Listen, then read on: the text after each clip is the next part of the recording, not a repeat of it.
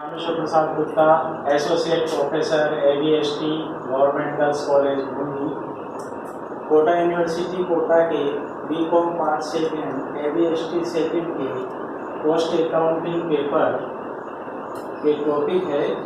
Cost accounting for material waste, सामग्री क्षय का लागत लेखांकन, cost accounting for material waste. आज हम इसका अध्ययन करेंगे कि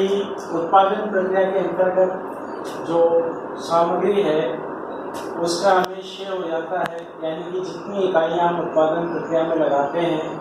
उतनी पूरी इकाइयों का उत्पादन हमें प्राप्त नहीं होता है, बल्कि दृश्य एवं अदृश्य कारणों से, विजिबल और नॉन विजिबल कारणों से कुछ इकाइयों का वेस्टेज हो जाता है। दृश्य कारण तो यह है कि उस क्षय की इकाइयों को बेचने से तो हमें कुछ नहीं मिलता, किंतु कुछ इकाइयों के कण, चूरा, वेस्टेज इधर उधर बिखर जाता है, वो हमें नज़र आता है, किंतु उसको बेचने से हमें कोई कॉस्ट या प्राइस वसूल नहीं होती है। इसी हिसाब से जो नॉन विजिबल है वो जैसे भाप बन के सूखना, उड़ जाना, संकुचित हो जाना, इस तरह के नॉन विजिबल कारण होते हैं। तो दृश्य अदृश्य कारणों से सामग्री का क्षय हो जाता है। तो हम उसका लेखा किस तरीके से करेंगे, तो उसके लिए हम सबसे पहले सामग्री के क्षय को दो भागों में बांटते हैं, एक सामान्य क्षय, दूसरा असामान्य क्षय, यानी कि नॉर्मल वेस्टेज और एबनॉर्मल वेस्टेज।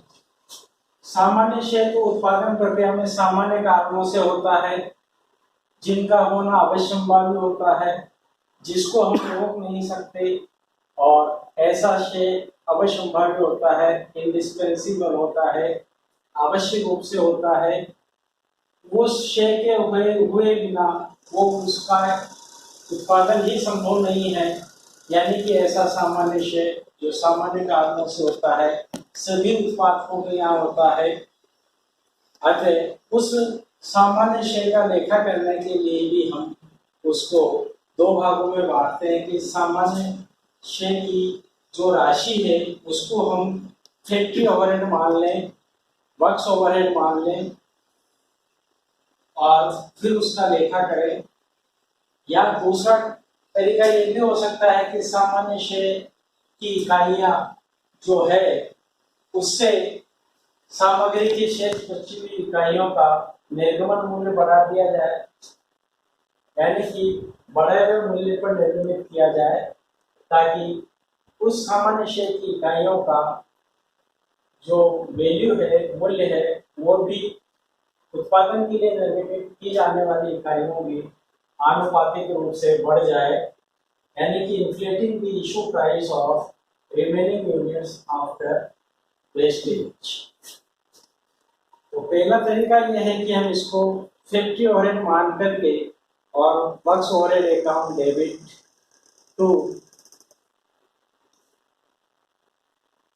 मटेरियल कॉस्ट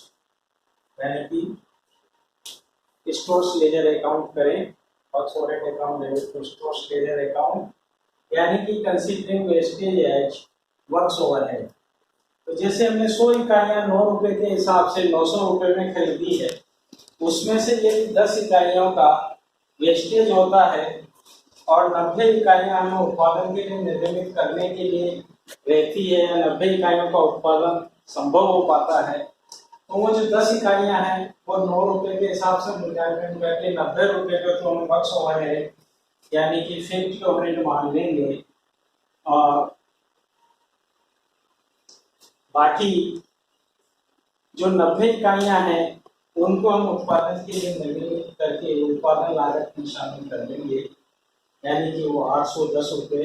हो जाएगा। तो 810 रुपये तो मटेरियल कॉस्ट हो जाएगी उत्पादन के अंतर्गत, और 90 रुपया वर्क्स ओवरहेड हो जाएगा, कारखाना उपयोग हो जाएगा। तो दोनों ही चीज़ें लागत काम में है, किंतु जो वेस्टेज है उसको हम वर्क्स ओवरहेड मान लेंगे।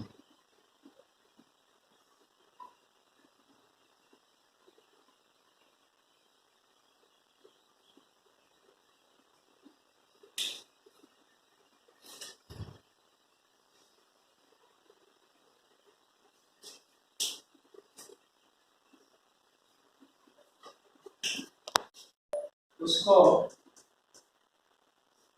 कारखाना ऊपरी में नहीं माने तो दूसरा तरीका यह है कि हम निर्गमित उत्पादन के लिए निर्गमित सामग्री का मूल्य बढ़ा दें, यानी कि अच्छी इकाइयों का निर्गमन मूल्य बढ़ा दें, लागत मूल्य बढ़ा दें। Inflating the issue price of remaining units after wastage, share के पश्चात सामग्री की शेष इकाइयों का निर्गमन मूल्य बढ़ाकर यानी कि स्थिर मूल्य करके उत्पादन के लिए निर्गमित करें। उदाहरण के रूप में 100 इकाई हमने 9 रुपये के हिसाब से 900 रुपये की खरीदी है, उसमें से नॉर्मल वेस्टेज 10 यूनिट हो गया और उससे हमें कुछ भी नहीं मिला, यानी कि उसकी जीरो वैल्यू है। तो कहने का मतलब पूरे 900 रुपये में 100 इकाइयों में से 10 इकाइयाँ वेस्टेज होने के बाद 90 इकाइयाँ ही अच्छी सामग्री बची है, तो उत्पादन में काम में लेने के लिए 90 इकाइयाँ ही हैं। Issue price of material for production total cost of 1 units बराबर ₹900 में 90 इकाई का भाग देंगे, तो उत्पादन के लिए सामग्री का निर्गमन मूल्य बढ़कर के इन्फ्लेटेड होकर के स्पीड होकर के बढ़कर के 10 रुपये पर यूनिट हो जाएगा, यानी कि जो 9 रुपये पर यूनिट था वो 10 रुपये पर यूनिट निर्गमन मूल्य हो जाएगा। इस प्रकार हम सामान्य शेयर का लेखा करते हैं। और यदि असामान्य शेयर है, एबनॉर्मल वेस्टेज है, तो एबनॉर्मल वेस्टेज ऐसा वेस्टेज है जो असामान्य कारणों से होता है, यानी कि वो प्राकृतिक कारणों यानी कि वो असामान्य कारणों से होता है। ऐसे कारण जो है असामान्य कारण सभी उत्पादकों के यहाँ नहीं होते, हर एक भूभाग पर नहीं होते। कहने का तात्पर्य किसी विशेष उत्पादनकर्ता के यहाँ पर ही ऐसे विशेष उत्पादनकर्ता के यहाँ पर ही ऐसे असामान्य कारण उपस्थित हो सकते हैं जिससे असामान्य शेयर होता है,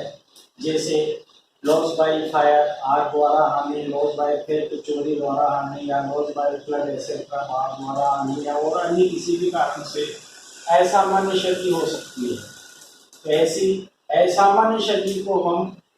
जितनी भी है उसका मूल्यांकन करके असामान्य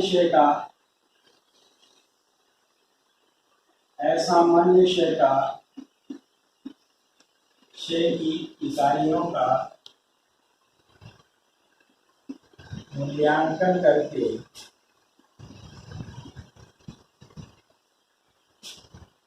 हम इस राशि को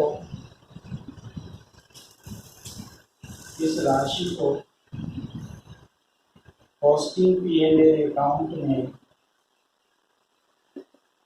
costing profit and loss account में डेबिट कर देते हैं।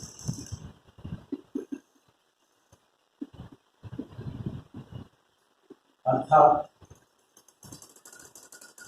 इससे उत्पादन लागत नहीं बढ़ाते हैं।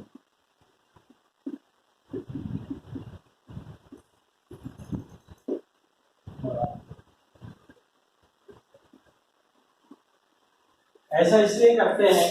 ताकि हमारी उत्पादन लागत नहीं बढ़े, क्योंकि ये सपोज करो कि हमारे नहीं हुआ, दूसरे उत्पादकों के यहाँ नहीं हुआ, अगर हम इससे उत्पादन लागत बढ़ा देंगे तो फिर दूसरे उत्पादकों की उत्पादन लागत कम होगी, हमारी उत्पादन लागत ज़्यादा होगी,